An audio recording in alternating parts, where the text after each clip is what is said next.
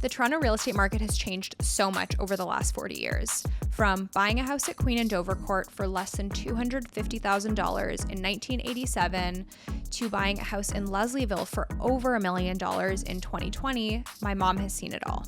So I thought we'd switch things up today and have a consumer's perspective on how the real estate market has changed in Toronto over the last 40 years. This is Who's in My House? In a special Mother's Day episode, we have an extra special guest, my mother. Hello. Hello. Hello. Thank you for coming. You're welcome. I'm glad to be here. We're not just here to talk about you as my mother. Right. Because that would be silly. That of would course. Not be relevant to the people. Why would anyone? Why would anyone want to hear? Yeah, exactly. No, of course not. No. It's also a little bit weird speaking to you like this. It's very weird. I've never talked to you with a microphone. Might have helped when you were little. Well, I meant more so that we're speaking in English. Oh, that's right. Not the microphones. But the reason I wanted to have you come and speak with us, and it just so happens this will come out the week of Mother's Day, is because you have had quite some success with Toronto real estate since you moved to Toronto. I have. And you have seen all sorts of different markets from the 80s, 90s, 2000s to the pandemic boom. That's and so I thought you'd have a very interesting insight into how everything has changed in the eyes of a consumer. Right. There's also one other thing that we're going to be doing, which is a little bit different than usual. You are going to ask me some questions later. Okay. Did you prepare some questions? Not a lot, actually. Okay, perfect. I'm sorry. No, I had a bit of a day yesterday, that's okay. We will try. Maybe you'll think of some questions while we're talking. Exactly. And if you don't, then we will just cut this out. Right. Okay. So just to set the stage, can you tell us a bit about your real estate timeline? So you moved to Canada when you were in what year? 86, December 86. And what year did you buy your first property? November 87. So not even a year. No. So November 87, you bought your first property. What was that like? It was wild. Both my partner and I were in the arts, and we thought we would never be able to own a property. And it just so happened that, I was in Canada before December of 86, not living, but I visited, so I knew some people, and we found out about these friends who were artists and who got a mortgage from Scotiabank to buy a property on Gorval, which is, at that time, that was like way out of any kind of desirable location because it was west of Bathurst. Wow. Yeah. So like nothing west of Bathurst. Anyway, so they got the mortgage, and then we thought, well, if they got a mortgage, we might be able to get a mortgage. So we started investigating, and sure enough, went to exactly the same person that they went to at Scotiabank, figuring so that's how this you is met, an artist-friendly person. And that's how you met your person at Scotiabank that you still work with today. No, she wasn't. She wasn't at the bank at that time. It was a different person. Oh, it was a different person. Okay. But like with that particular branch, people seem to stay for long periods of time. So the person that got us the mortgage was basically leading us up until the one that I have today replaced her. So it's been very lucky that way. That and it definitely worked for our in our advantage to get mortgages in the future because they knew us now. And that's also rare with a lot of banks. Exactly. And having your person will rotate all the time. Yes. The branch that my business is with, I get a new call every 3 months with my new advisor, and I just don't answer because I know it's going to change anyway, so I don't really care. Right. So you found out that the possibility existed for two artists who were freelance. Yes. So that was the big thing, freelancing and committing to a big payment and then keeping that payment onwards. And what was the market like? It was actually high at the time. So I think our house my house is on Queen Street West, Queen and Dovercourt. So it's the first house at that time. It was $9.99. So that was, which is the mental institution at the time, and that was not a good thing. It was not seen as a good thing to have a house right next to what used to be an asylum. Right. So the house was $244K, which at that time was pretty high. Our friends who bought on the park, facing the park, paid $180 a year before. Right. For a house that was not on a busy street next to what was then an asylum. But we wanted to be on a busy street because we ran a business from our home. So we needed an office, and this house happened to have separated room in the front that was facing the street. Yeah, I remember. And it was convenient for couriers or people to find us, and we still had a very nice apartment in the back. So you paid $244. Yes. What were interest rates like at that time? Okay, so we paid $244. We put down $10,000. That's all we had. Okay. And we got a mortgage from Scotiabank for $171, and it was at 10.75% interest rate. Okay. And then we got a second mortgage from the seller. Oh, okay. And that was for $24,000, and that was at 12.5 interest rate.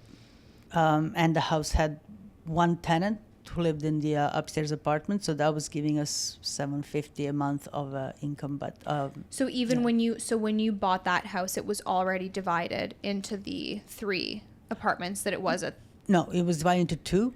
So there was one apartment downstairs. The basement was not used. So you were downstairs. There was a tenant upstairs. Yes. And the basement was the basement was just a basement. a well. Yeah.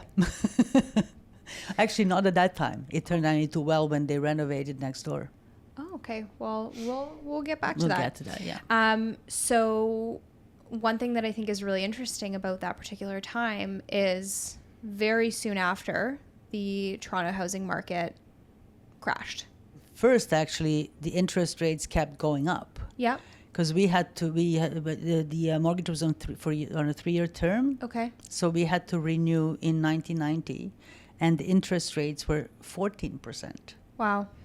And that I presume was in an attempt to slow down the market because it was very busy.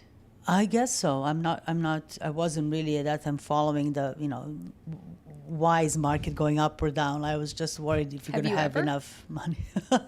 Well, I sort of was later because, we'll get to that. When I bought my own house, I was more lucky in terms of timeline. We actually had to borrow some money in 1990 to put down more so that we can keep our monthly payments at the same level as they were up to that point. Right. And as a homeowner, how did you feel when you started to see prices coming down substantially? Because the market dropped and stayed low for a long time. It wasn't a 1-year blip. It was through much of the 90s that the market was low. So did you have any fear? Like, what was going through your head when you saw that? Well, I personally didn't, because we actually moved back to Europe in 91. So we just left the house rented out, and at that time that was covering the mortgage. Mm-hmm. So I was away for the first 3-4 years of the 90s and wasn't really thinking about it. No, wasn't paying attention to the market. We weren't into selling it. Like that was never an idea that we were just gonna buy and sell. Like this was gonna be the house, the home.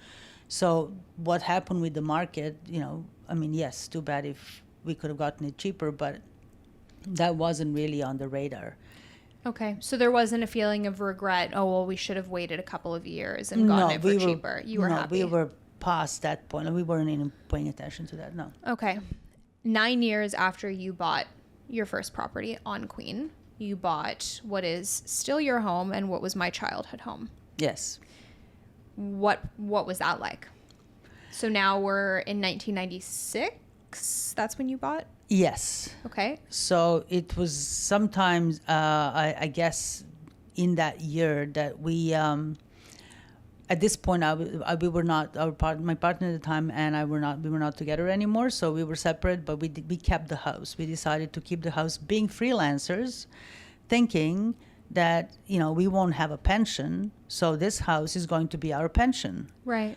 And it was already paid off. So, it will once we need the money from it. So you paid off Queen within 9 years. Yes. Wow. And so there is another thing about being a freelancer. Like, you don't want to have debt. Yeah. So anytime we had any extra money, we put it down against the mortgage, and that's how we managed to pay it off fairly quickly. And I must say, I'm grateful for that because I inherited that mindset from you. And even though I didn't know that I was going to end up being self-employed or quote unquote freelance, I just so happened to be, and that saved me when I started because I was really smart about my money and I wasn't just going and spending it left, right, and center. Grateful for that lesson. But you decided to hold on to Queen because it was paying for itself, mortgage was paid off, and it was time for the two of you to move on and get your own properties. Right. So I was renting at the time, but we just decided that we can borrow against, because again, I'm still freelancer, and to buy a property by myself now, I will need more resources. Mm-hmm. And we realized that if we remortgage Queen, we'll get a big chunk of money to use as a down payment, and then our monthly, like my monthly, will then sort of stay the same as I'm paying for rent. Right. Because if you remortgaged Queen, the rents would still cover the monthly expense. Exactly. The rents on Queen will cover Queen Street, but yeah. So anyway, so that's when we went back to our person at Scotiabank and explained what we were doing. And again, she was extremely helpful. And so we remortgaged the house for, I think, $144 at the time. Okay.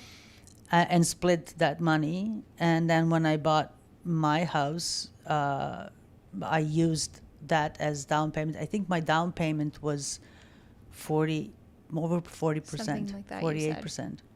There are a couple of interesting things that were very unique when you were buying your house. Yes. Things that a typical buyer does not experience. Now, we will talk about the first one, which was that you obviously found the house and it was sold conditionally. Yeah, so we had a friend who was a real estate agent at the time. Were they better than me? He was a friend. He was French. He was French. He was very, he was good. What does that mean?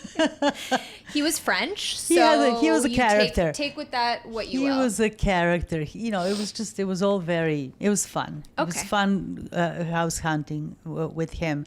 But this is why we actually decided to go ahead and do the purchase, because it just so happened that in 95, 96, it looked like the market had hit the bottom. And as much as our real estate agent actually decided not to be agent anymore because he couldn't make enough money to live off it, and also the interest rates were at the lowest up until that time, because remember we were at 14% in 1990, and my interest rate was 5.95. Wow. Almost 10%. Yeah, so it felt like we got it in at the lowest point of the market and the lowest interest rate up until that time in our lifetime. Yeah, for sure. But you weren't necessarily trying to time the market. It was just... Well, no, we weren't timing in a way that we were following to see when it's going to go up and down. But at that point, we were both thinking, okay, well, the market is down. We have this asset. Why would we can use it? We don't have to rent and, invest into our own properties. So at that point, it proved further that keeping the house was a very good idea. Okay. So we were looking for a house together, and the deal was that if we find a house that we both like, that I will have the first choice.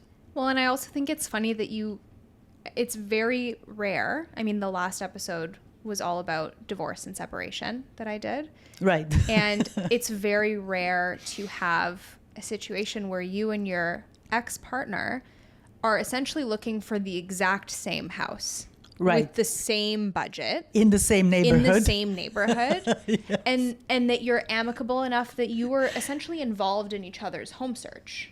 Right? Yes. Oh, yeah. We were together. Like, we went with agent together on every visit. Yeah. And are still very close today. Yes. Well, He is my godfather. he's your godfather. There you Which go. is very, very cool. Well, I think we were just soulmates, and we became very close friends. And he's like a family now. He has been. You were better as friends / family. He has been a family, like a brother family for a long time, and with an absolute trust. Yeah. In any respect. Yeah. In every respect. Yeah. That brings us to a couple of the wonky things that happened with your purchase. Right. So the first was that the house was sold conditionally. Yes. And had you already seen it at that point? Yes, that's when we were told it was sold conditionally. We had to wait to hear. To find out what happened. And I mean, nowadays, when something's sold conditionally, it's more likely than not that it will go through. But in your case, it sold conditionally not once but twice. Yes. And fell through both times. Yes. The first time was because they found termites, right? Yes, and that was just by accident. The inspector, the house inspector, went through, gave it a green light, and just before he was leaving, decided to use a washroom in the basement. And while he was in the washroom, he was looking at a door frame, and there was something iffy about it to him. So he pulled his screwdriver and pushed it through the frame, and that's how he found termites. So it was a complete fluke that he actually found it. But wow. The owners, the sellers, offered to pay for extermination, and but the buyers at the time, the people who put a condition on it, they just got scared off and ran away. And then it sold conditionally again. Yes. What happened that time? This was based on the buyers wanting to renovate the kitchen, which is the original kitchen with the black and white tiles and original cupboards. Which you have barely done anything to. Which is why I liked the house. Yeah. That was what was my favorite room in the house. Yeah. So anyways, they found contractors, did the budget. It was over what they were prepared to pay, so they pulled out as well.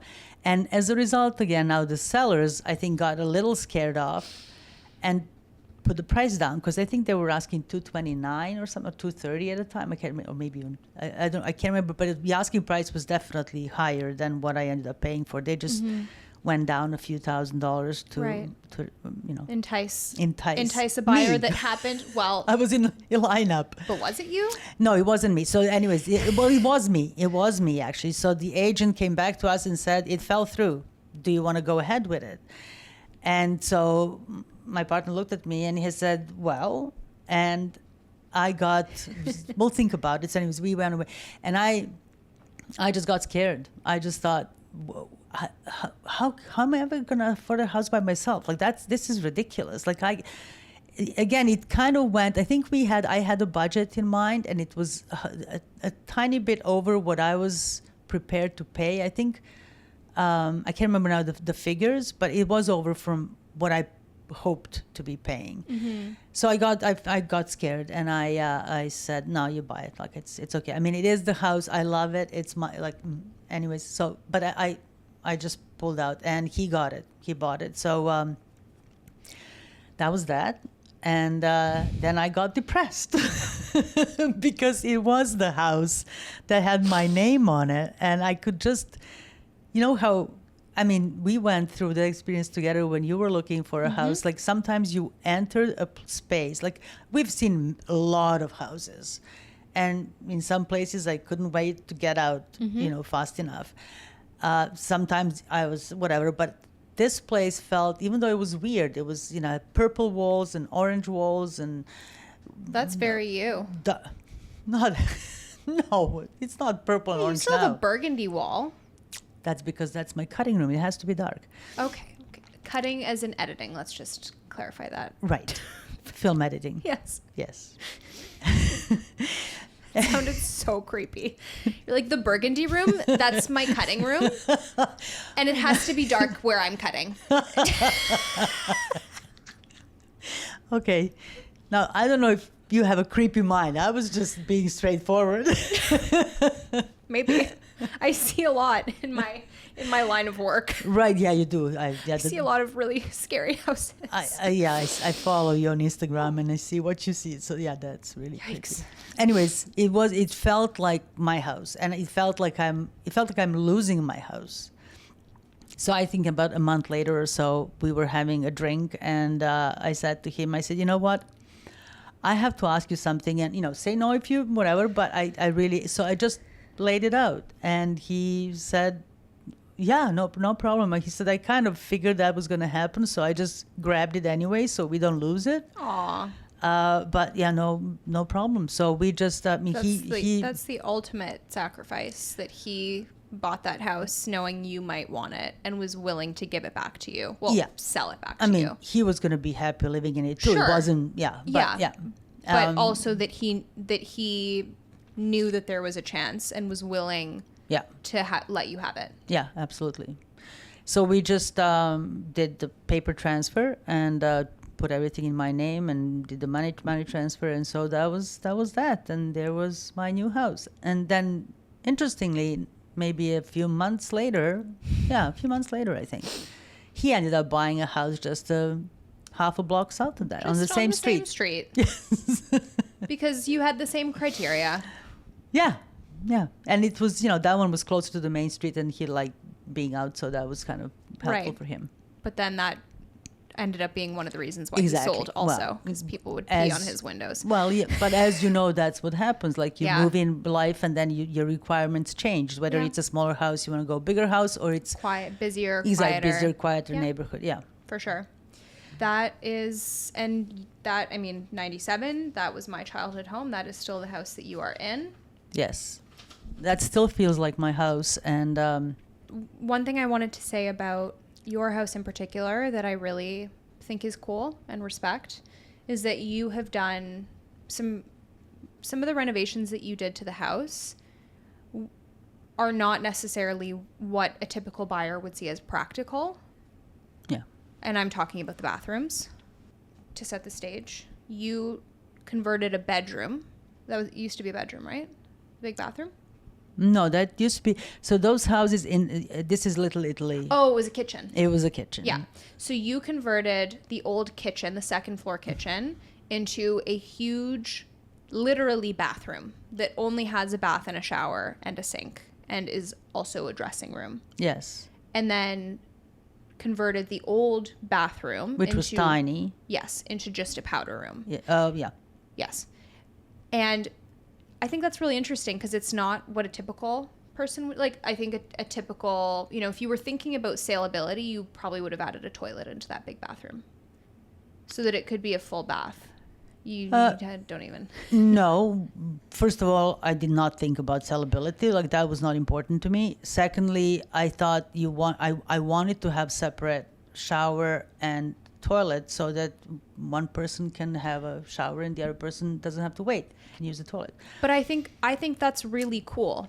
And that's what I'm trying to say is that you did a renovation that so many of my clients now, and just generally people, are very focused on doing work that will improve saleability, because the days of buying your forever home early on are mostly behind us. Very few people are able to buy their forever home right off the bat.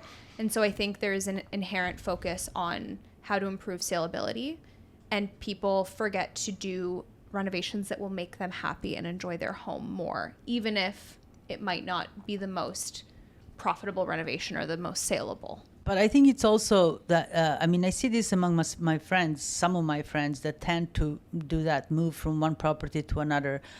Maybe it's just my upbringing and coming from Europe. For me, a house is a home, and if it's a home, I don't need to change my home. I need to sort of set my roots somewhere, and that is my home.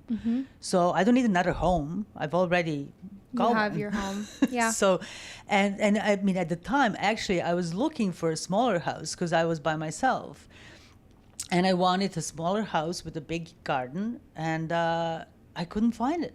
There was no the smaller houses came with small gardens.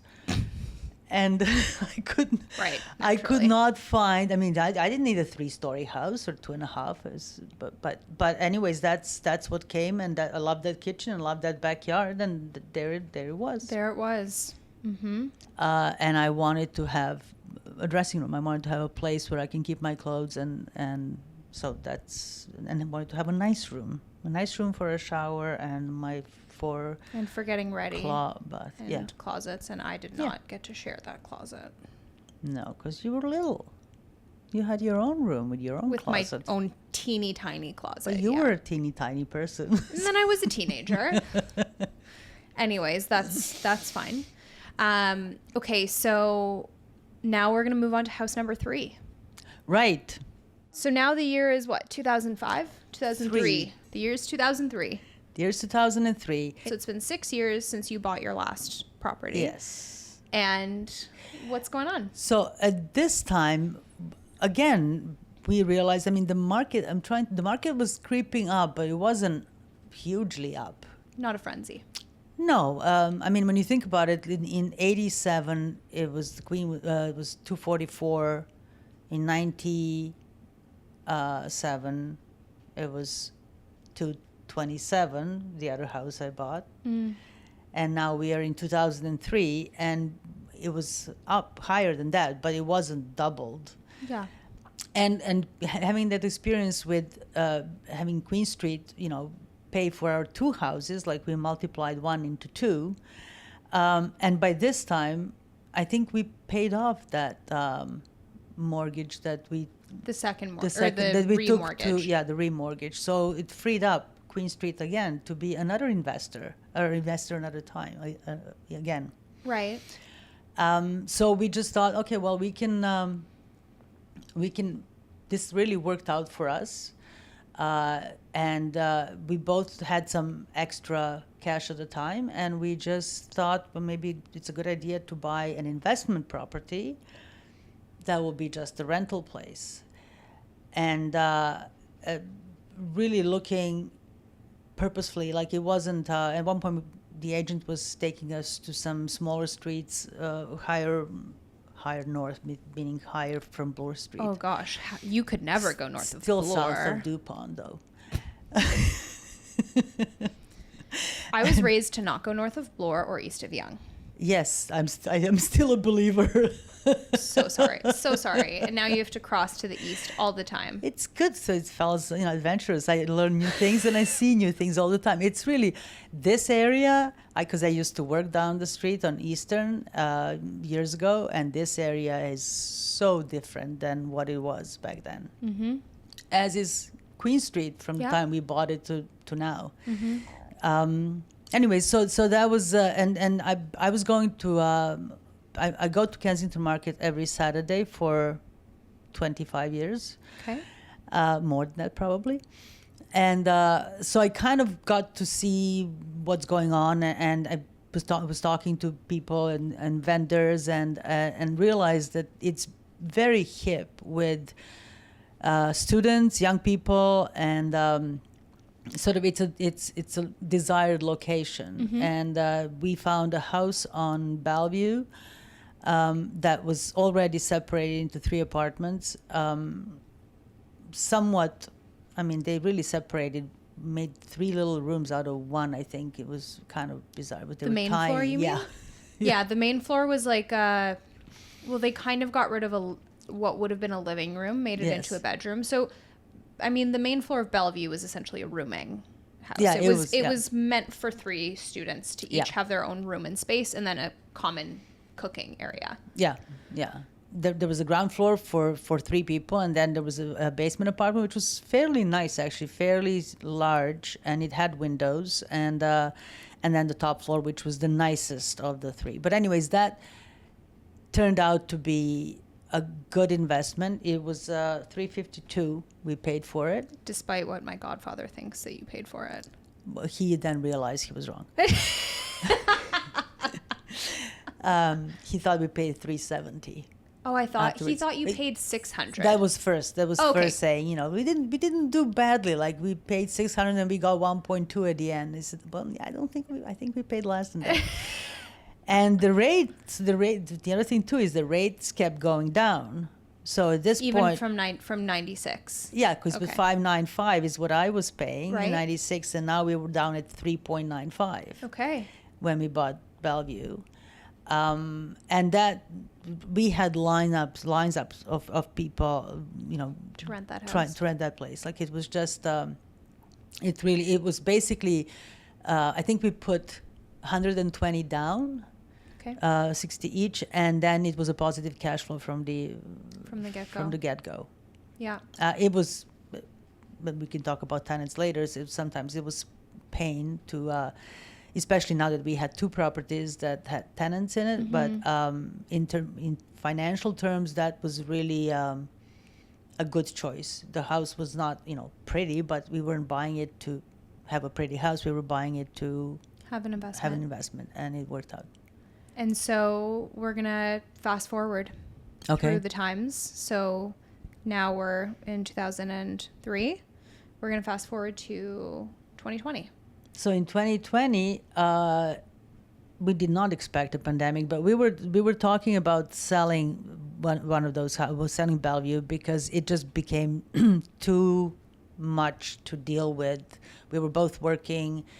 We were never a professional landlord investors in a way that we would have, a manager who would manage. Like we just. No, I remember as a No. kid, we would do, I have lots of fun memories of these houses, but I have memories of going to Bellevue on weekends so that you could change a light bulb or you Yeah. would do a small fix. But like you guys were hands-on, like you did Yes. your best. And I also, to go back to what we said at the beginning, have lots of memories of going to Queen after a heavy rainfall with a bucket Yeah. and trying to get all the water out of the basement. Yes. It is a lot, especially with two older homes to manage, because older homes that have not been renovated come with problems. So Anyway, so we decided to sell Bellevue, and so this would be my question for you. How and when did you decide to be a real estate agent? is that your question? Well, my question is because you were gonna be a coroner first. I was going to be a coroner. Yeah, and then you were gonna be Well, but then we did in grade 10 we did the frog dissection, and I decided I don't Right. do the smell. I can't do the smell. right. So that's when you decided not to be a coroner. Scrapped it. But then you decided to be a corporate lawyer. I did. Yeah. So that stayed for a while. I think that almost stayed. Well, even though Stayed into university. yeah, because you did your co-op in high school with a. I did my high school the co-op with a lawyers. real estate a lawyer, real estate which lawyer, yeah. was not on purpose. I wanted to be in a corporate firm, but Right. a lot of corporate law firms don't really want to have a high school student hanging Interesting, about. actually. Now that did that sway you working with Louis? I took it as a sign. Okay. Yes, there was the real estate law co-op, and then I went into university with the intention of having a major in business law and then doing a joint JD MBA. Yeah. That was always my goal. I had my plan. But then I got into university, some life things changed, my perspective changed, and I decided that I did not want to be in school full time. It was not working for me anymore. Right. With how my life had changed. And then I decided to join the university co-op program. Right. And I did one term, and then again, just so happened, not intentionally, to work for a commercial real estate investment trust in market research. Right. And so again, I somehow ended up in real estate, which was funny. And when I finished that co-op term, what kind of prompted this whole change in my plan, and anyone who knows me knows that I like planning and I stick to my plans. So the fact that I completely overhauled very clear life plan was shocking. But one of the companies that we were a client of, my co-op firm, they really liked me. And so they engaged in potentially headhunting me. And I did 2 interviews, and then they realized that I hadn't graduated university yet. And their corporate policy is that you cannot work there unless you have a degree. So they essentially said, we think you're great. Call us when you graduate and we'll give you a job. And I was like, but I already decided in my head that I was going to start working. So that's not going to work for me. And then I started thinking, well, what can I do that I don't need a degree for? What can I do full time that I would enjoy? And then I started thinking more. And then I don't know how I ended up thinking about real estate, but it was kind of accumulation of all of the different, there was my interest in real estate when I was young. And then there was the high school co-op, the university co-op. It felt like a lot of different avenues were bringing me to real estate, and I only needed my high school degree.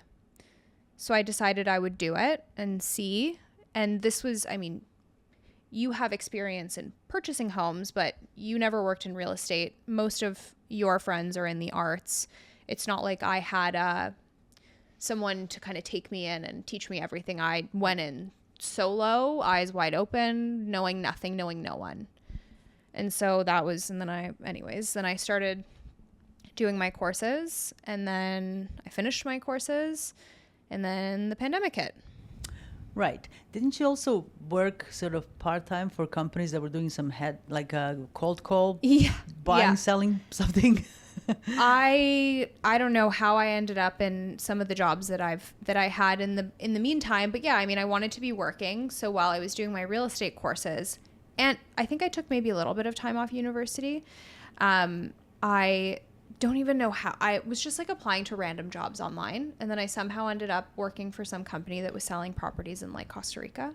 I thought you were working in a restaurant and you met somebody there who offered you. No, when you were in that job. Okay. That was different. So first I did that, and I was also working in a restaurant, and then I had that job. I was selling, plots of land in Costa Rica or something. I don't know.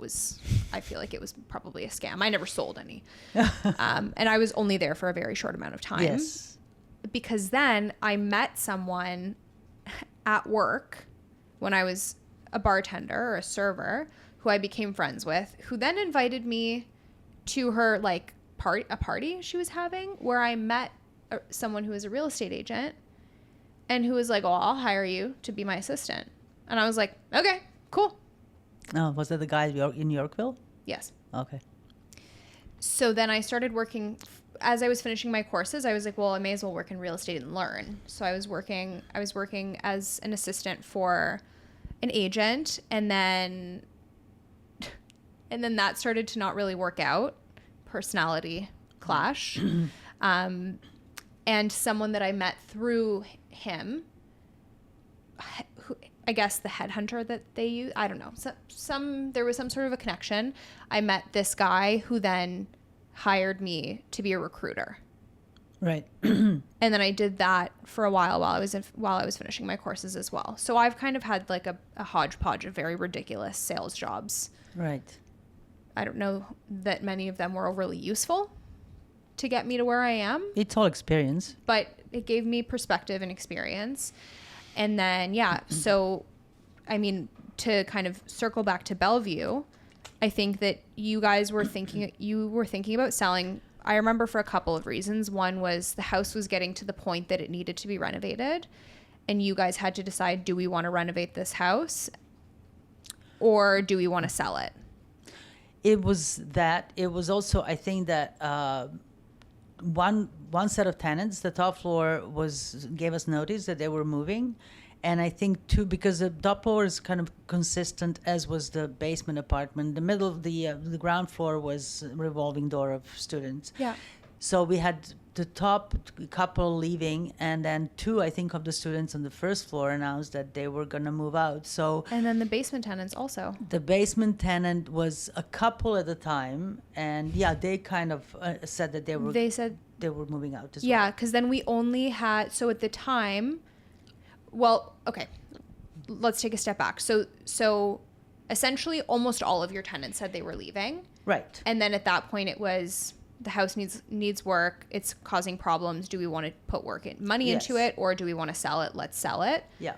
Who's about to get their real estate license? My child. Right. My child. And so you guys waited until I was licensed. Yes. To give me the opportunity to sell the house. Yes. Knowing absolutely nothing.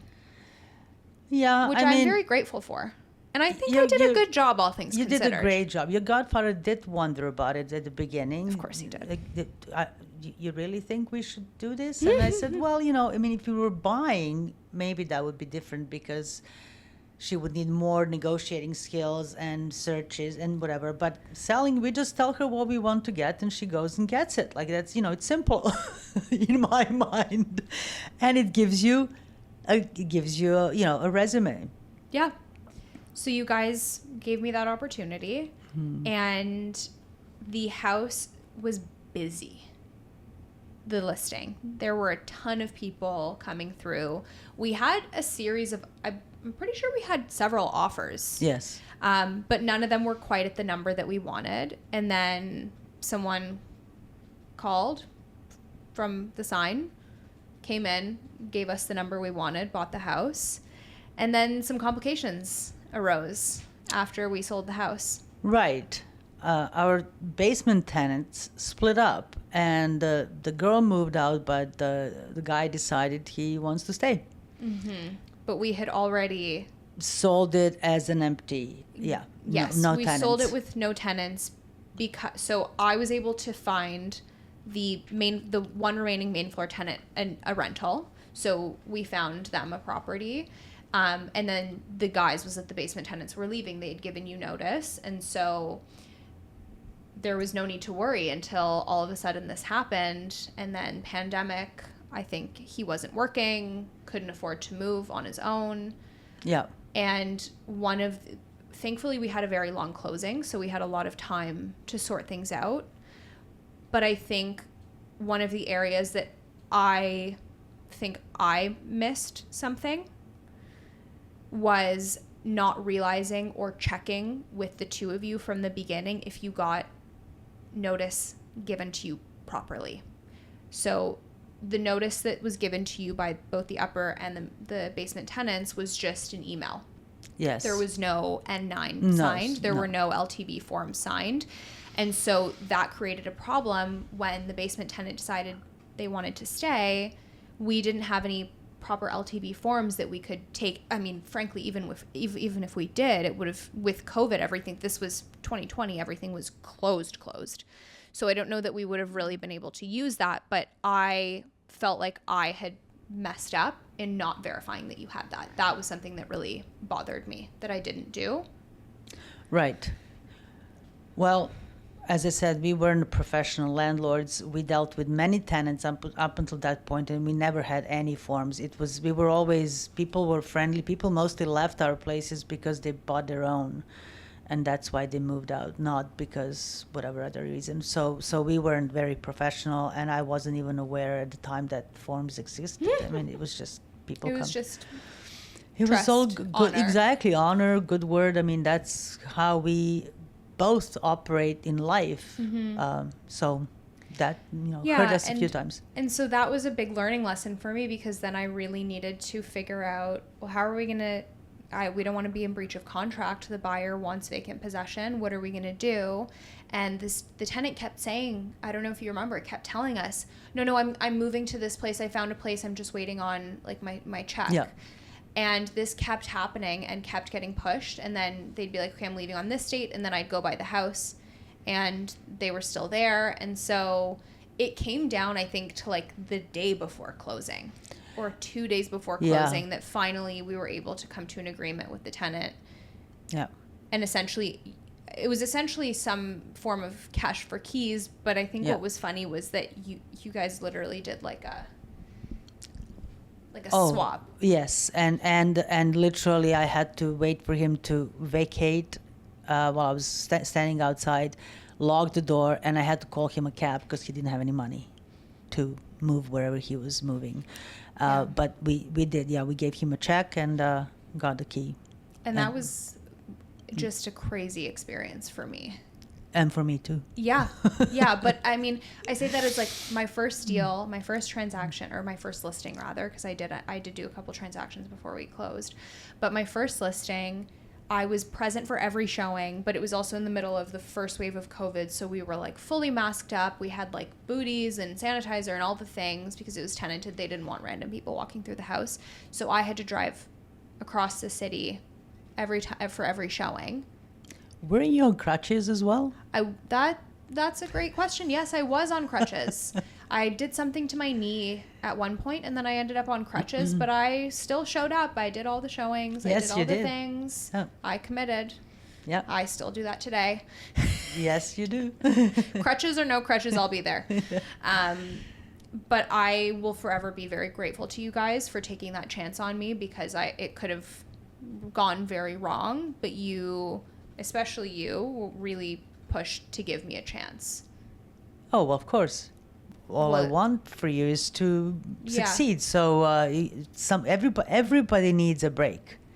Everybody needs a break to make that first step in anything. So people were great. People were good to me when I was moving through my career, and I think that's just the right thing to do. And I also remember you saying something along the lines of, well, if I, your mother, won't give you your first chance, then why would anyone else do it? I pretty much just had to fake it. Like, I had to no one asked me directly if I was brand new. If someone asked, I wouldn't lie, but I just acted confident and like I knew what I was doing, and it worked. Who were you with then? Berkshire Hathaway. Right. So we've gone through 3 purchases and a sale. Yes. This is the first sale. The first sale. Mm-hmm. What was that like? It was, both scary and exciting. And it was sort of an end of an era. I mean, the first time we were actually selling, and we made quite a nice profit on that house. So it was... that was good. That made us feel happy. It was, it was your first experience, so I was kind of rooting for you and hoping it's all going to go well, and it did. I mean, things happened with the tenant. That wasn't really your error, but that wasn't anything we could have controlled. No, and the market at the time was not quite, it was up, but it's not, I think we were originally trying to get more than that, and then we ended up going down a bit. Yeah, I think we were hoping to get maybe around 1.3, and we ended up getting maybe around 1.2, somewhere around there. But this was, again, right at the beginning of the pandemic, where this was before the pandemic frenzy started. Yes. We were, this was like, what did they call it? What were they called? Lockdown? It was like the first lockdown, or first wave. Oh, wave. That's the word I was looking for. First wave. No one knew what was going on in the market. And so we didn't quite get to that point that it was crazy. It was still very uncertain. Yeah, I think my attached neighbor on my street was sold in April of that year. And I think he got 1.5. And I was asking, why are you selling in pandemic? Like, the market is bad. I think, and he was saying, if I waited, I could have maybe gotten another, 1.7, but they found their place and they were happy to go. But yeah, it was just, it was weird. I don't think, I thought that market was going to go down because of the pandemic. I thought that people will not be buying because there won't, you can't be in groups, you can't see anybody, you can't go anywhere. We were kind of in a lockdown, so I thought that it was just going to go down. Mm-hmm. And it did for condos. Condos took a really big hit for, like 8 months. It wasn't a long period, but there was that. And so, like you said, you made a nice profit on Bellevue. And then I remember one day we were sitting in your backyard because we could only see each other outside. And you posed a question to me. Yes. What was that question? Well, actually, back to 2020, it was January 6th or something. I remember we went for lunch with a friend of mine and her son, and you and me. And you actually don't know her son, but you're sort of same age, and he was born a few months after you. And I remember my friend Jennifer asking the two of you, so what do you hope to have, or where do you hope to be at the end of this year? And her son said he was hoping to get enough points to go to medical school. Mm-hmm. And you said, I want to own my first house. Is that what I said? That's what you said on January 4th or 6th. I can't remember. It was right after New Year's that we kind of met for lunch at some Japanese restaurant up on we Yonge went for Street. dim sum at Yonge Dim and sum, St. that's Clair. right. That place is closed. Very sad. Yeah. So that's what you said then. And I thought, that's ambitious. And what a strange goal for a... Well, actually, I didn't think it was a strange goal for you. Because for me. Yeah, and you were... Yeah. For you.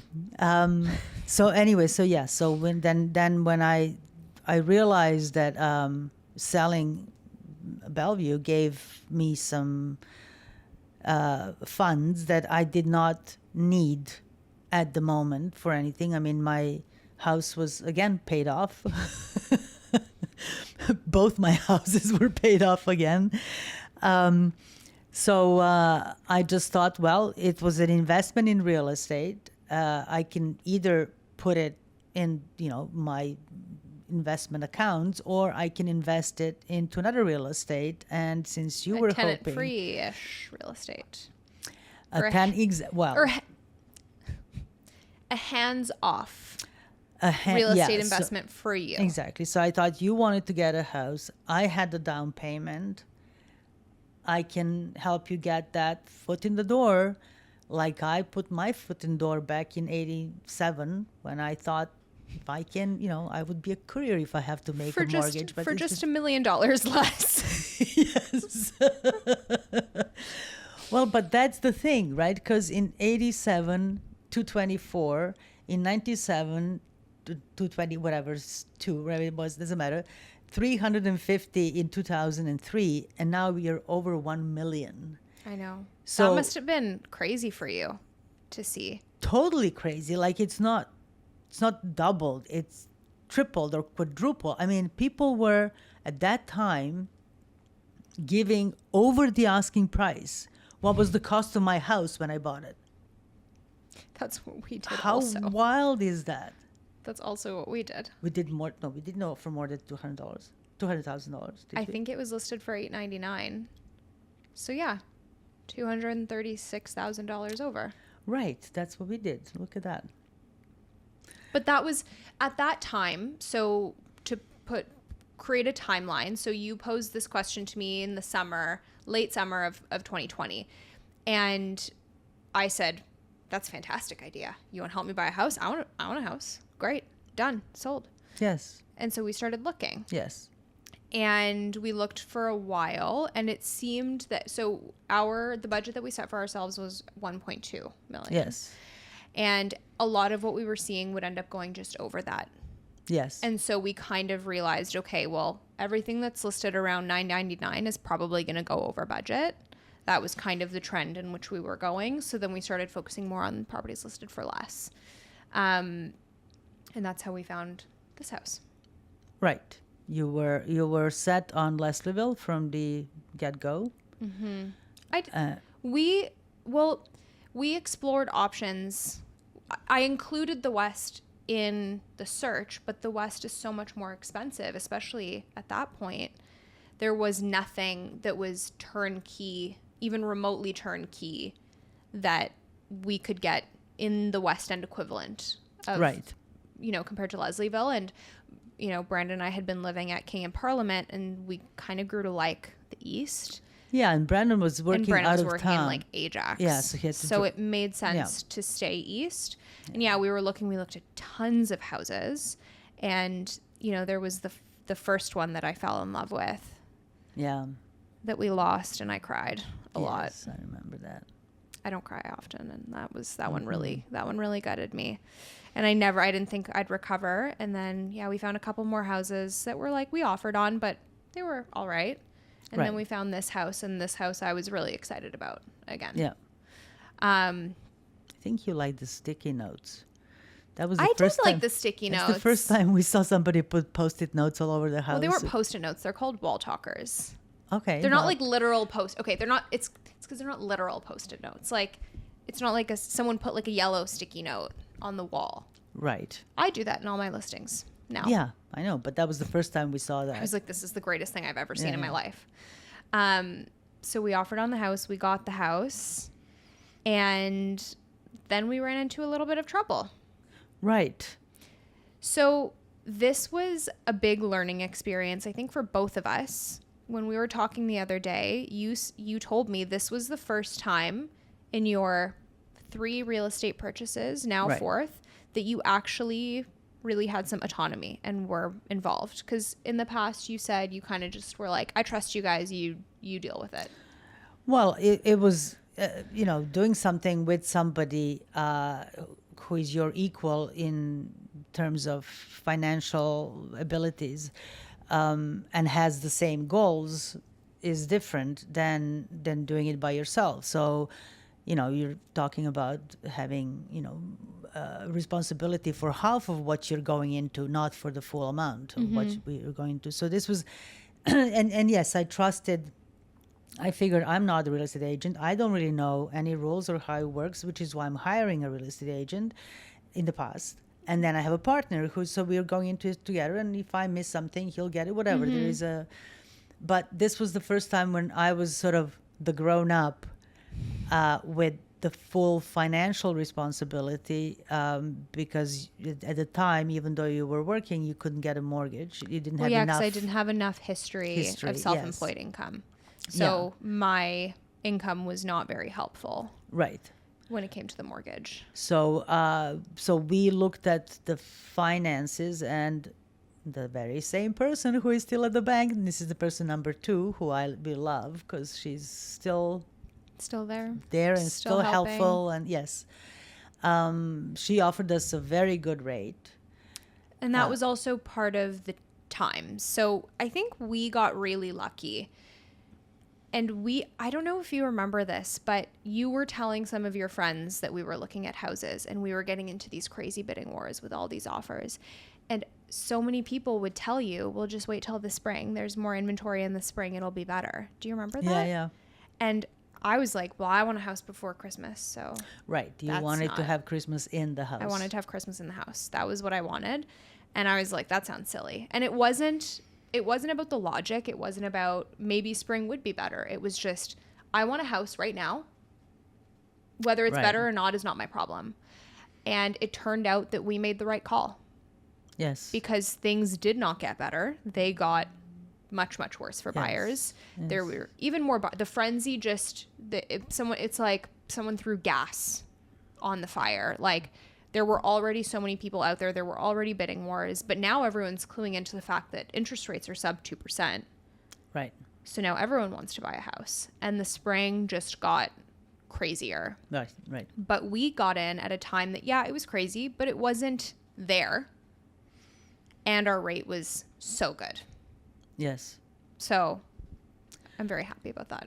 Yes. So we kind of figured we had enough for the financing. Yeah. Well, we were told we had enough. Exactly. We didn't figure on our own. Yeah. But this kind of goes into the complications of financing when you're self-employed, is there are a lot of moving factors. And essentially what happened was maybe 3 or 4 weeks before closing, we got a call from the person at the bank who said there's been a situation. And there was, I guess, when the underwriters or someone was looking at the profile, you had a small mortgage on Queen, and when they were calculating the debt, they didn't calculate it correctly, and so they essentially said you're approved for $200,000 less than we told you. Right, because that's right. Because we still own Queen Street, and we renovated Queen completely in 2016, gutted it and changed the purpose of it in a bit. We changed it into a commercial space downstairs and an apartment upstairs, and it was a huge reno. So for that, we remortgaged that house again. That house did so good for us. It was just It was a That miracle mortgage must have maker. had like has had 6 mortgages at this point.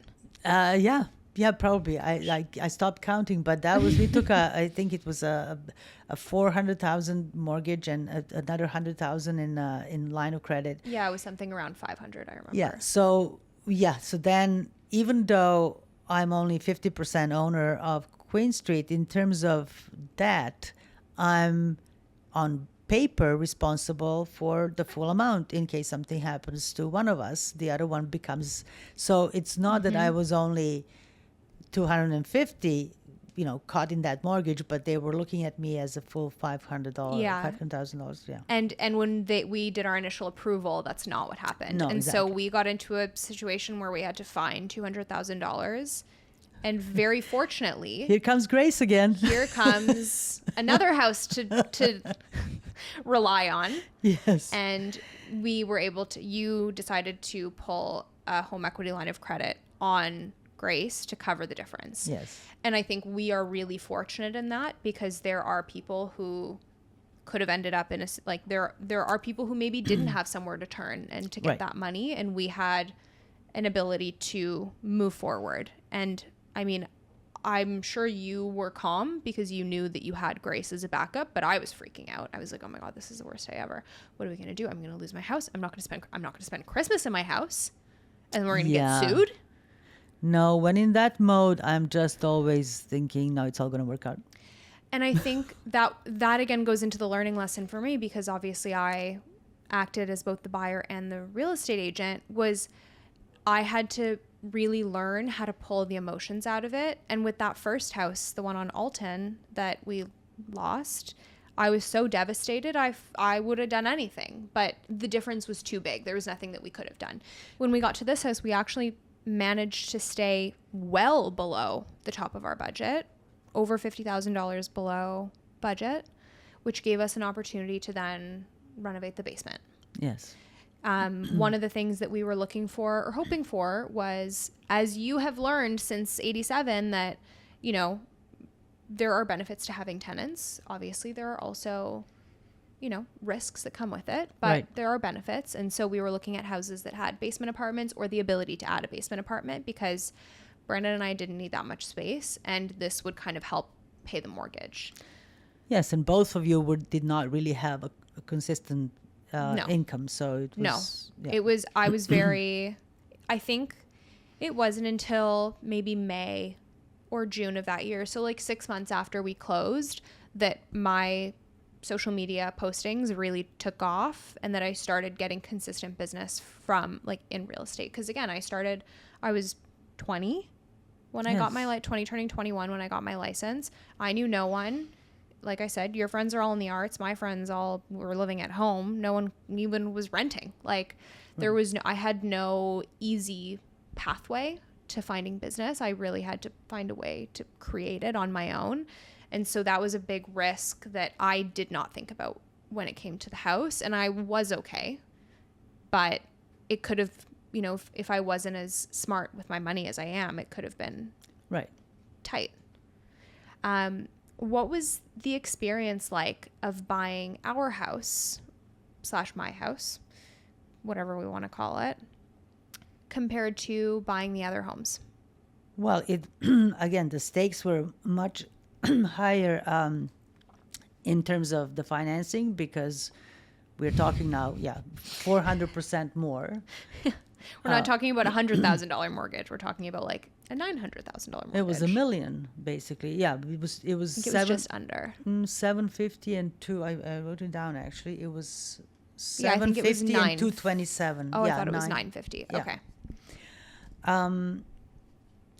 Anyways, so that's a huge difference. And mind you, when you think about it, my or anybody's income between 2003 and 2020 did not go up 4 times. So this was not when we were buying our houses in the past. If you had enough down payment, the monthly payment could be very close to what you would be paying if you're renting something. Yeah. So that kind of made sense. Why would you be paying somebody else's property off when you can be paying your own if you can only get that down payment? Yeah. that was not the case anymore with, in 2020, because nobody was making that kind of money that, No. and nobody was charging that kind of rent. I mean, unless you were living in a penthouse with a pool. So so that way it was different. And it was also, but at the same time, I was really happy, and I thought that just to have you have your foot in the door and have that first property that then will make everything else in the future much easier for you. You now have something to sell, to buy something different if you need to, but you will never, in a way, for me, as much as it was, it wasn't really a risk because I had the money I received from the sale. So it was just an investment. And you're gonna get everything anyway. So if it fails, too bad for you. But if it does well, then you get it. And that's actually interesting. That's a concept that that has been kind of becoming more and more popular over the last few years. It's called early inheritance, and it's where parents are gifting their children a chunk of money or a property or something like that while they're still alive, so that the kids are able to use what their inheritance would be while younger, as opposed to waiting until you're 60 years old and your parent passes away and waiting on an inheritance. Also, it's a little bit grim to just be waiting and knowing that something's coming. Yeah.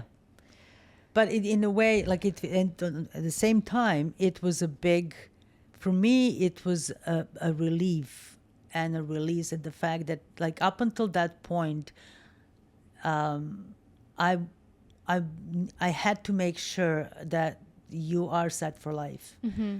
And that whatever I have, so I was thinking, I can't really sell my house because that's what she's getting. So that's the asset that I want to give to her at the end. So, when we did this purchase, I knew that you will be fine. You will always have a roof over your head, no matter what. Mm-hmm. And I could relax a bit, and I didn't feel like that weight of responsibility that I have to make sure that you are fine. I did it. Mm-hmm. You're going to be fine. Yeah. So I felt free to now even contemplate selling maybe my house to move to something else, or whatever else I plan in the future. You have, you'll get the rest of it, but you won't suffer until then. Yeah. And that kind of brings us into our next point. So there was a period a couple years ago where you thought about selling your house and downsizing. Yes. Because it's a lot of house. It's a lot of house. I definitely do not need all those rooms. And it's also just, it's a lot of house to maintain and to clean and maintain healthy, because as you said, old houses keep having things happen, and you have to keep doing things. Yeah. And so during that, we again had to revisit this house because you discovered something. Do you remember what that was?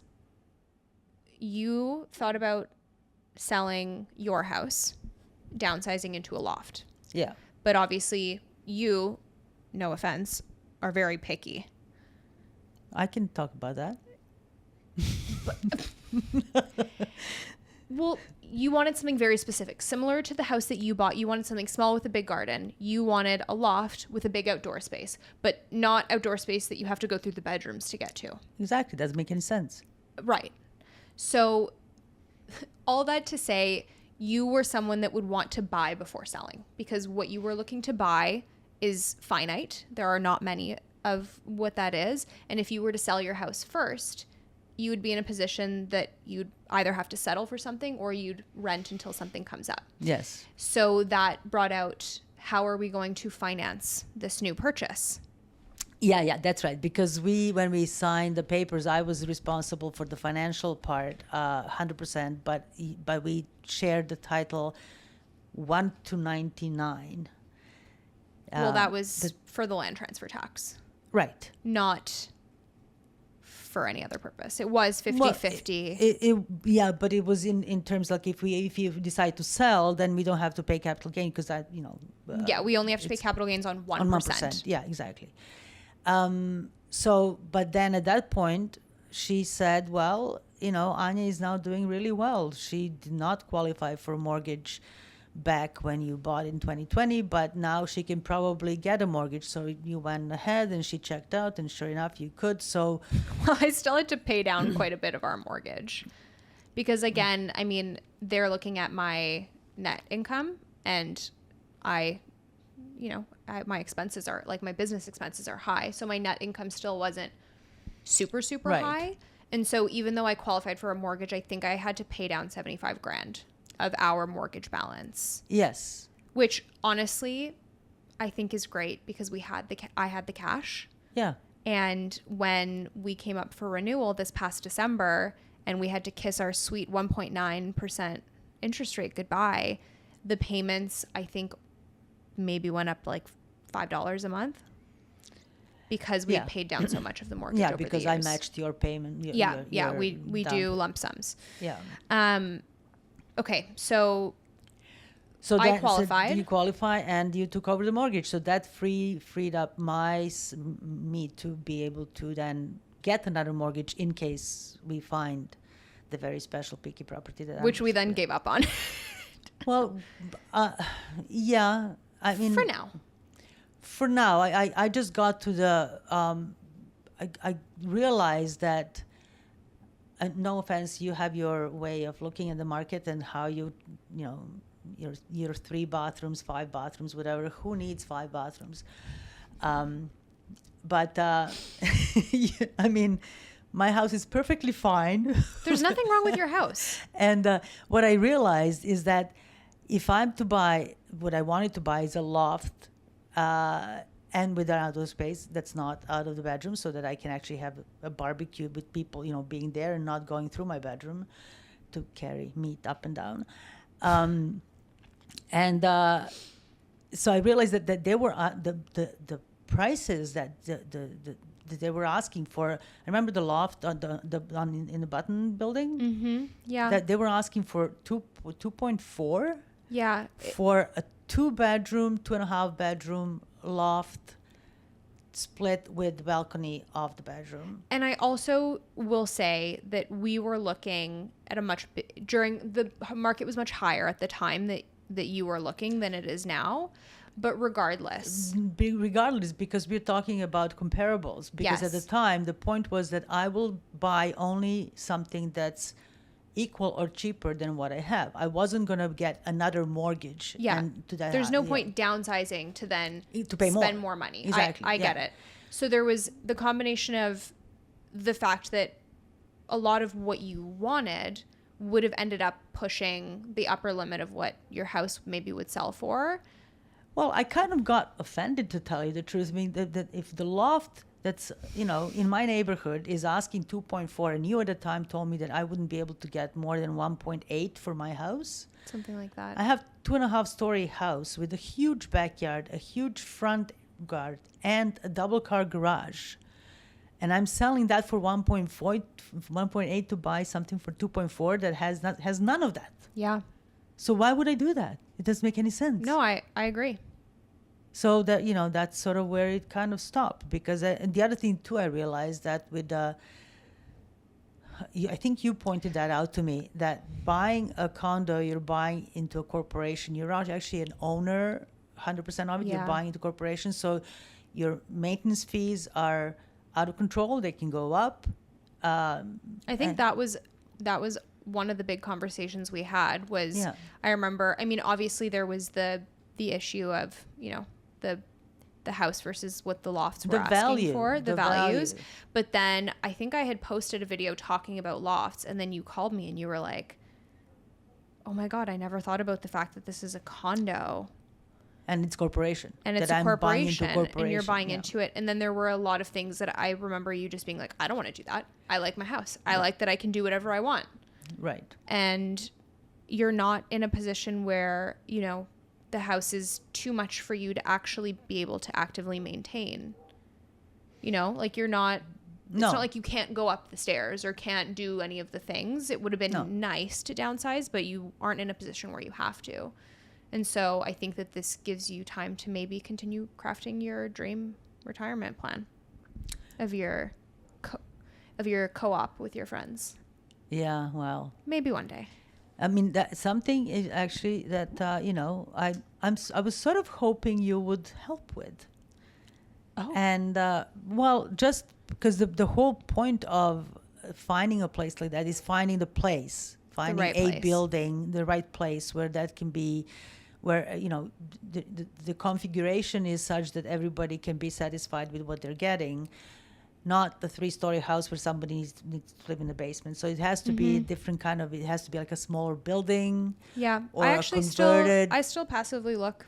Okay, yeah, because that's the and people have different desires, but most of the friends that I'm talking to want to stay in the city area because we are all getting older, but we all still want to be able to, get to the cinema or the theater and walk and see people around as opposed to fields. Yeah, so what you're looking for is very specific. Yes. And it is really hard to find those kinds of spaces where the units are somewhat equal. So yeah, I agree. I feel like it almost would need to be like an industrial-y building and you guys make your own loft kind of thing. Yes. And then you take the building, cut it into 4 pieces, 4 identical, something like that. I think that the idea that you have is very interesting and something that I hope more people explore. It's almost like there, how there's some like artist co-ops. Yeah. It's almost like that, but for your retirement. It's like it's like a DIY community, which I think is really cool. And I think it's a great alternative because people who are downsizing are really kind of forced into, we either get a condo, we either move into like a senior's residence or maybe a bungalow, but bungalows are a dying breed and not anywhere in the core of the city. Like you'd have to go kind of further into the east or west to find a bungalow or north. So it really leaves you with few options. And if you want that, I don't know if you remember, but one of the things I said to you when we were looking and kind of that I picked up on the feedback that you had for each property, I was like, you actually want a house. That's what you want. Yeah. Because you essentially want your house, but smaller house, but also still outdoor space. Yes. You know what I mean? And so there are so few options like that. I think that the idea that you and your friends would just make your own is awesome. Yeah, I mean, there is a movement right now. Even in Toronto, there is an organization that you can sort of contact, and they are looking for people who would want to invest into community. These are people, just random people who all have the same idea, but not friends. Yeah. I mean, I'm still talking with my friends. It's sort of a legal thing, but it's also the other thing too is finding. I remember asking you about a piece of land on Lakeshore that's been vacant. It's just a piece of land with nothing on it. The one in Etobicoke? It's just before Royal York. It's before Royal York on Lakeshore, facing the lake. Yeah. And then you realize it's been in somebody's hands for decades, and something obviously like that, the person who has a property next door or something. I remember. But that would be the thing to build something, and I mean, I did think about. Remember at one point you mentioned the Lane house. I mean that because the Lane house could be made to look like a loft. Totally. And so, if I have my own separate entrance. Well, this yard is too small for a Lane house. Oh no, of course. So we're gonna need to find a bigger house. With a bigger lot, and then you can live in the laneway. Of course, I mean it's not. I'm not talking a year or two, whatever. Like it's just like I'm not talking a year into having. These are all co-op, but these are options of how to. I mean, there will be a. I can stay in my house, but at one point it's already way too big for me. But also, if my friends are not in the area anymore, then I don't really have a reason to be there, and I'm hoping to have more reason to be close to you, closer to you, so I don't have to cross from west to east. So if I built you a laneway house in the East End, does that mean that you would move east of Yonge? It would be a hard sell. Depends on the property. I'm going to have to think on that one. I'll get back to you. Well, there's lots of you have options. It's important to have options. That's the bottom line. Actually, Yes. it's important to have options. I Yeah. mean, in some way, it's really like you just posted something last week about real estate here and the fact that what are the solutions for people my age and older who are all at this point where they want to sort of stay in their neighborhoods but don't need the space. And then there's so many people who are looking for the space. I mean, there are actually a couple of bungalows on Clinton Yeah, that's true. that are very expensive. Of course.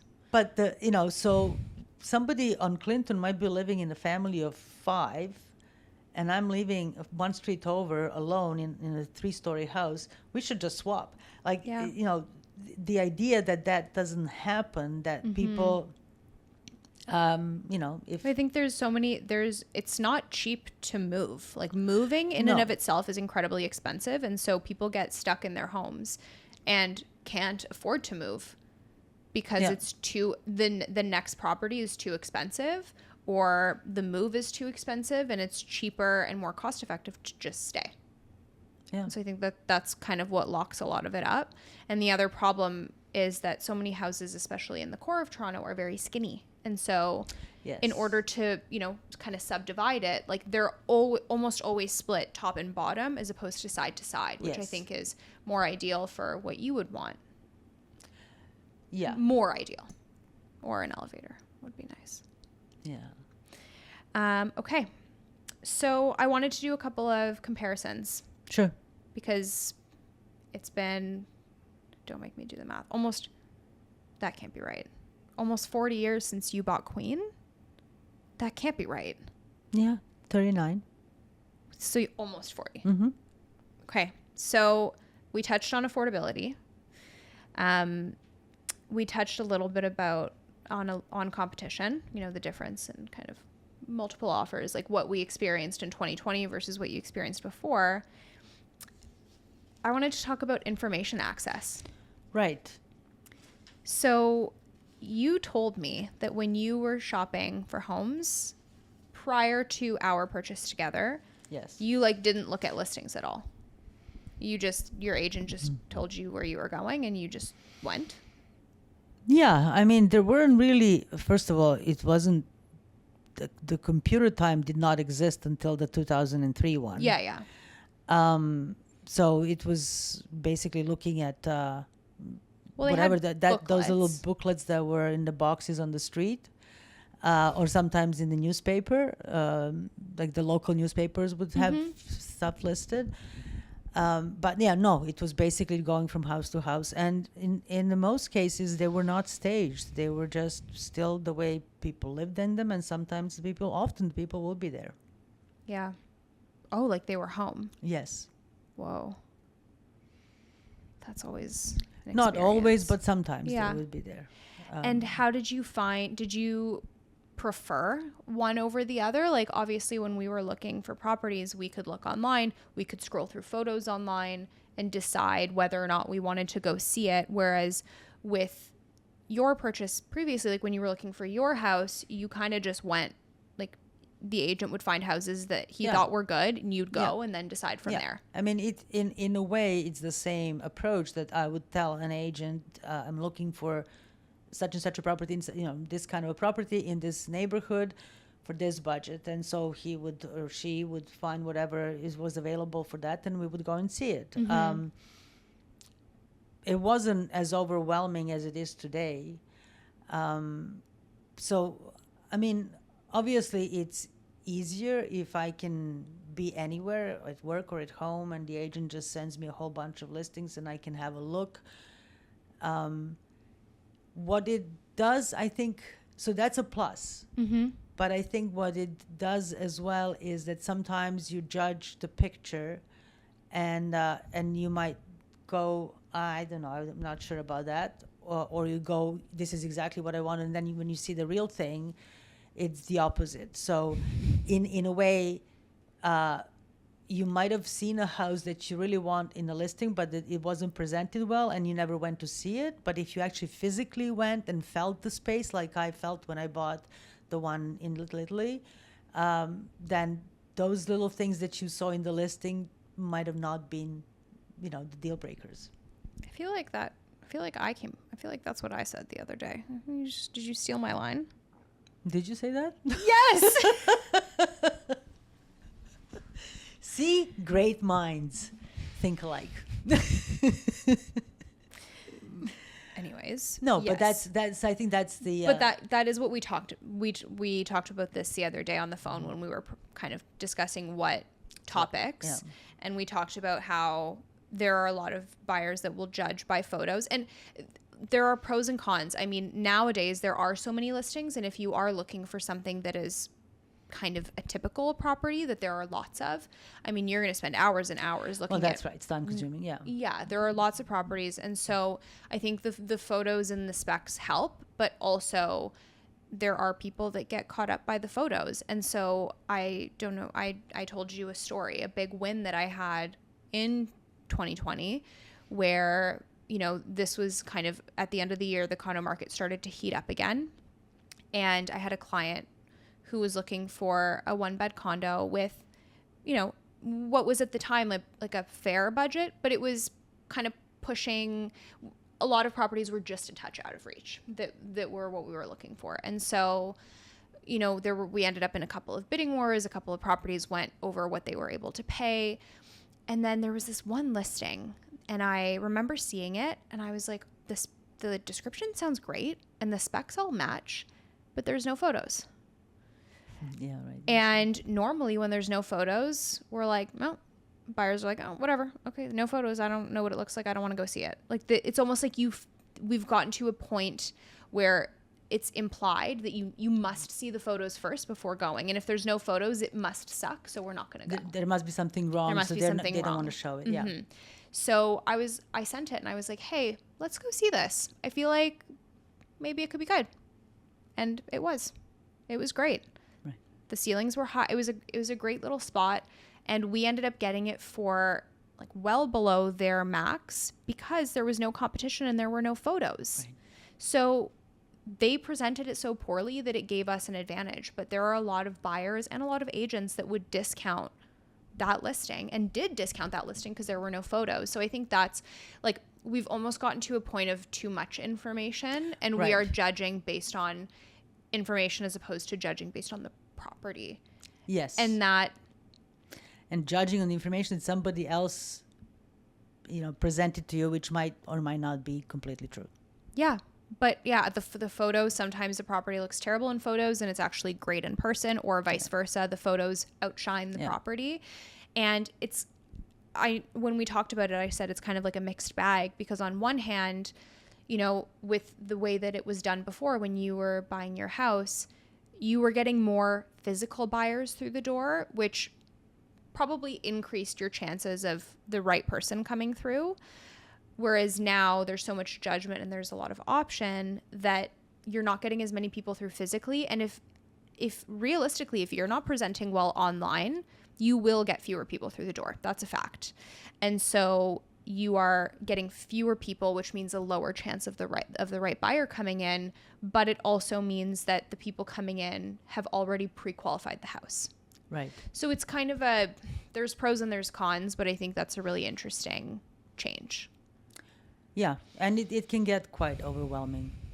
Especially when sometimes if I have a client looking for something that's, again, like a very typical type of property that there's lots of, I try to narrow it down as much as possible so I'm not overwhelming them. But sometimes I'll send like 10 or 15 listings to look through, and that's 30 to 50 photos each.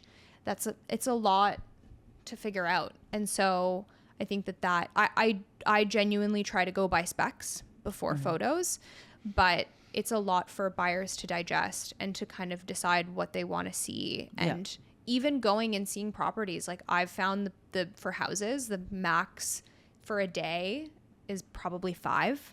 After that, it's overwhelming and you forget what the first house looked like. They all blend in. So there is kind of a science to figuring out how many properties you can look at. Like between working for a buyer or for a seller, what's the difference and which one do you find more, I don't know, enticing, or when you're... Because different. It'll be It's totally very different different. approach and different method and different way of dealing with the client. It's funny. The right answer in real estate is always supposed to be listings, because they say like list to last. Listings are a way to generate further business. You have more within your control, but I really like working with buyers because there is something about that moment that they find the right house and the moment that you tell them they got it that is really rewarding. Right. And that you are essentially the guide on their journey to finding their home. That I love about it. So I have a lot more control. And again, like working with sellers, there is some degree of control, but there is also some loss of control in that I can't control whether or not people come see the house. Obviously, pricing it right, presenting it correctly, that all goes towards it. But sometimes in a slower market, it takes time and it's very stressful on the seller, and there's not a whole lot that I can do to fix it for them. Right. As much as I wish that I could, there are certain things that I can't change. So yeah, I would say I probably prefer working with buyers if I had to choose, but I like having a blend of both. It's a very different process. Listings are more like prep heavy, so it's a lot of like project management and making sure everything is ready, following a timeline. And then once it's live, it's kind of about communication, follow up, and then once you get an offer, negotiating. Right. Whereas with the buyers, you're kind of you follow the whole journey from we're looking at the first house to telling them that they got their house.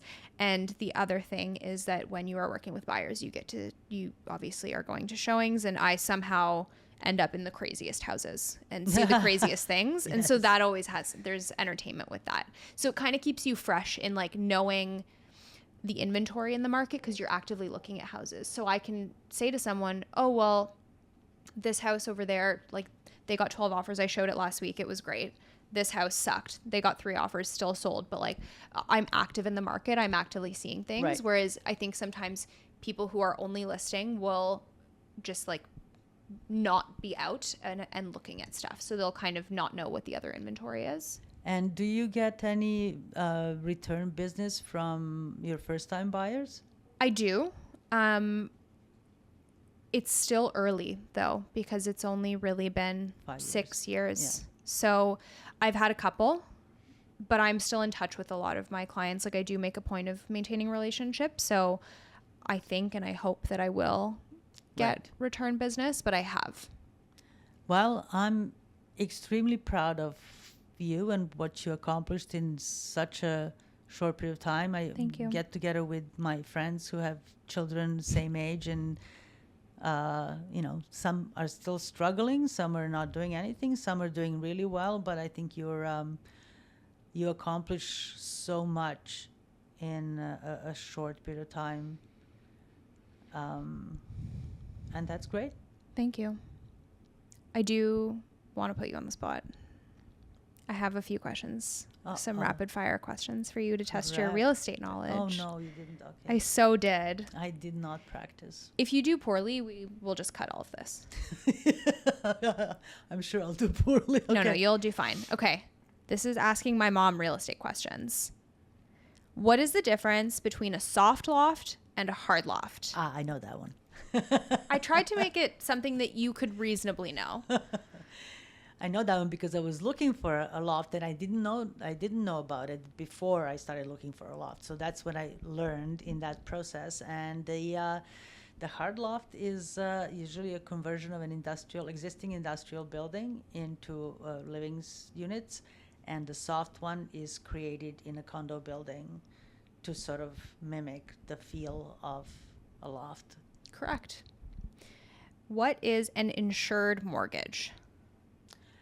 An insured mortgage is the one you pay insurance on. Yes. Because you are guaranteed. It's just basically if you end up, if something happens to me and my mortgage is insured, you don't have to pay the rest of it, for example. Yes. So that's like elective mortgage insurance. Yes. There are mandatory insured mortgages if you are doing less than 20% down payment. Okay, so I didn't know that. I don't think I've ever bought a mortgage insurance. No. But this is yeah. essentially mortgage insurance. So there's another insurer, usually the CMHC, will insure the mortgage. And so they will tack on a fee. There's a Right. X amount of money onto the total mortgage amount. And that is essentially telling your lender, like, we're guaranteeing that if this person can't pay, like, anyways, because it's a greater loan to value. Yeah. Okay. What is a condition? I know that. The condition is if you buy something, or if you put an offer, but you attach a condition on it. And the condition could be a variety of things. It could be financial, or the approval of a mortgage. It could be on a house inspection. It could be on, like, I had a case where somebody wanted to renovate and see how much that would cost before they, again, I feel that at the time I was buying, that was more present and more real, where now in this crazy world where if you have a condition, that means you're basically giving up, because the next person is going to get it who doesn't have a condition, which I think it's completely crazy buying with. But I can also understand how, when you're in that mode of you're buying and you find something you really like, and like we were when we were looking for your house, and you overlook things because you want to make sure you get it. So, like, if I have to not put a condition, it was lucky because they had an inspection already. Yeah, most of them will do that now. Yeah. So, what is the minimum down payment for an uninsured mortgage? Meaning, wait, I already told you the answer. Let's see if you remember. 20%? Yeah. Is that only because I said it a few minutes ago, or you knew that? I think I read it, actually. Okay. Good enough. How much is a deposit typically? I don't know. We were doing $5,000 or $6,000, something like that. $5,000? 5,000, wasn't it? You have the number right. You have the type of number wrong. Okay. 5%. Oh, no, I didn't know that. Sorry. Remember, because when we increased our offer, then the deposit that we had in hand was lower than 5%, and they asked us to increase it, so then we had to go get more the next day. But the 5,000 was the original one, right? No. So what was the 5,000? I had to have always a money. 5% was what you had to have. Right. I don't know what the $5,000 is. It was 5%. And then I don't know if you remember, but you told me when you went back to the bank, the teller was like, because we were seeing. We'd have the deposit, and then we wouldn't get it, and then you'd have to bring it back. Yeah, exactly. Yeah, and we were seeing, we put 3 offers. Probably 3 or 4. Yeah, so it was a few times in a short period of time that I went back to the bank saying, no, didn't work out. And then this time you were like, yes, but I need more money. Okay. Well, I think this was great. I really hope people enjoy this. It's different than what I normally talk about. It's a lot more storytelling, but I think that a lot of people can hopefully relate to buying through different markets, or just want to know what Toronto real estate has been like over the last 39/40 years. Yeah, crazy. Okay, well, thank you for coming. You're welcome. Thank you for inviting me.